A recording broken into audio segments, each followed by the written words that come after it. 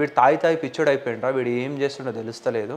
అందుకని భార్య మీద అనుమానం పడ్డం, ఫైనాన్సెస్ ఉండవు, సంపాదించిన పైసలు తాగుడుకు పెట్టడం, ఫైనాన్సెస్ ఉండవు, ఇంట్లో గొడవలు, ఇంట్లోకి దగ్గర రానియరు, ఫ్యామిలీ ట్రామా, మళ్ళీ అది దాని నుంచి బయటపడడం తాగుడు, రోడ్ల మీద పడుకోవడం, ఆ తాగడం వల్ల లివర్ ఖరాబ్, డయాబెటీస్, హైపర్ టెన్షన్, మళ్ళీ హార్ట్కి ఇబ్బంది, అండ్ మళ్ళీ వాళ్ళు తాగడానికి కింద పడితే యాక్సిడెంట్, మళ్ళీ దాని తర్వాత ఫైనాన్సెస్. సో చాలామంది ఏమనుకుంటారు అంటే ఆల్కహాల్ అనేది కేవలం తాగడమే అనుకుంటారు, కానీ ఒక్క ఆల్కహాల్ తాగడం వల్ల డిపెండ్ అయిన చాలా ఉన్నాయి సిచ్యువేషన్, అన్ని రకాలుగా మీకు ఇబ్బందులు వస్తాయి. అండ్ చాలా మంది కొంచెం మంది నేను తాగేది, నేను ఒకటి క్వశ్చన్ ఇస్తా, ఇప్పుడు విషం ఎంత తాగినా విషమే, విషం ఎక్కువ తాగినా చనిపోతారు, తక్కువ తాగినా చనిపోతారు.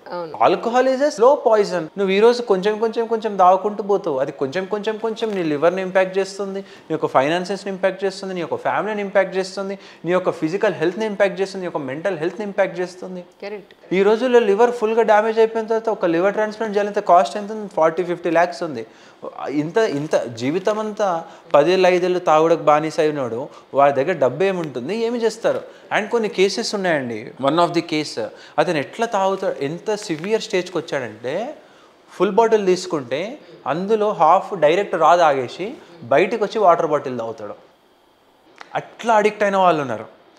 అట్లాంటి స్టేజ్లో ఉన్న వాళ్ళు కూడా మన హాస్పిటల్లో వాళ్ళు మళ్ళీ నార్మల్ అయ్యి మంచిగా ప్రవర్తన చేస్తున్నారు.